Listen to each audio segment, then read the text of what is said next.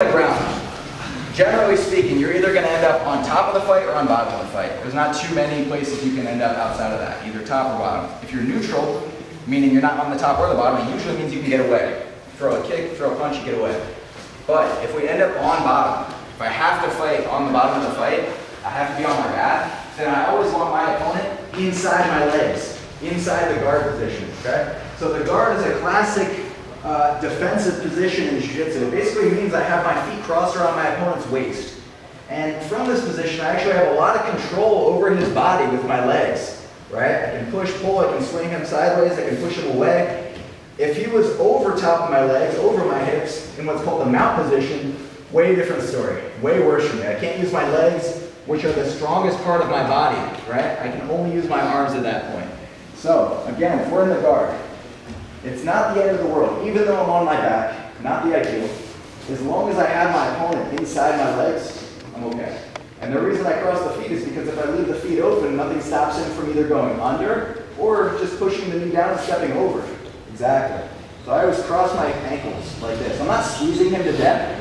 I keep my legs very relaxed here, so I'm not using too much strength, but I am keeping the guard closed. Now, from this position, there's a lot of different things he could be trying to do. We're going to stick with the same kind of theme that we've been working with, all right? We'll start first with our opponent trying to headlock us from the guard.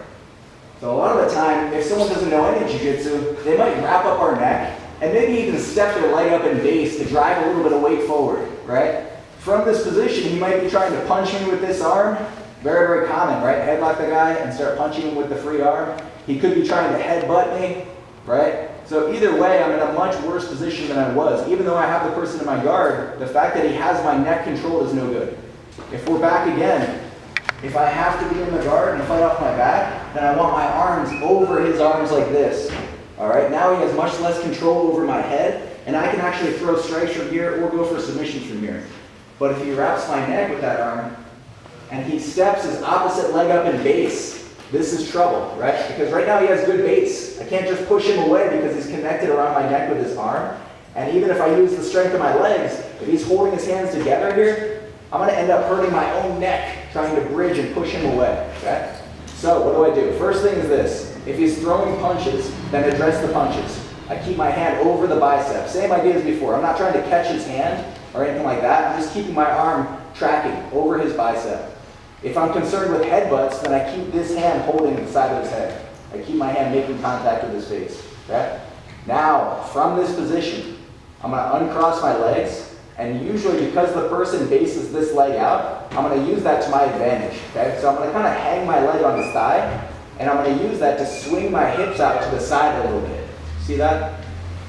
So we're here. I hang my leg on the thigh, right where my calf muscle is, and I swing my butt out to the side. Now, once my hips go out to the side, I'm going to bring that foot underneath his knee. You guys can see, my toes are hooking underneath his knee, and my knee is open, all right? Once I have that hook, we call this an elevator hook, or sometimes we call it a butterfly hook. Once I have that hook, this hand, which was over his arm, is going to swim under his arm. And I'm going to start to lift the hook here. I'm lifting, lifting, lifting, and then I'm going to chop with this leg. I'm chopping and reaching north to end up on top, okay? And once we end up on top in the mount position, we're in a much better spot.